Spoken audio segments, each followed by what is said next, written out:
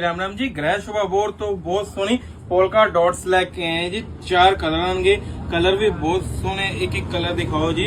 Trending piece है, wholesale rate भी तुहानू मेंशन करांगे। मेरी जान मैं तेरे बिना। ये डार्क कलर है, रेंज आएगी होलसेल रेट है सिर्फ 300 रुपए।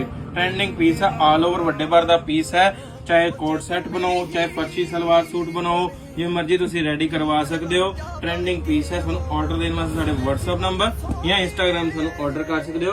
ਕਲਰ ਤੁਹਾਨੂੰ ਦੱਸ ਦਿੰਦੇ ਜੀ। ਇੱਕ ਬਲੈਕ ਕਲਰ ਆ ਜਾਏਗਾ ਜੀ, ਇੱਕ ਨੇਵੀ ਕਲਰ ਆ ਜਾਏਗਾ ਜੀ ਇਹਦੇ ਚ, ਇੱਕ ਆ ਚੈਰੀ ਮੈਰੂਨ ਆ ਜਾਏਗਾ ਜੀ, ਇੱਕ ਆ ਬੋਟਲ ਗ੍ਰੀਨ ਕਲਰ ਆ ਜਾਏਗਾ ਜੀ। ਚਾਰੋਂ ਕਲਰ ਆਪਦੀ ਜਗ੍ਹਾ ਬਹੁਤ ਸੋਹਣੇ ਹੈ। ट्रेंडिंग पीस है। साडी शॉप का एड्रेस है street number 6 near Patel park, opposite gent salon, Grah Shobha cloth house. Thank you.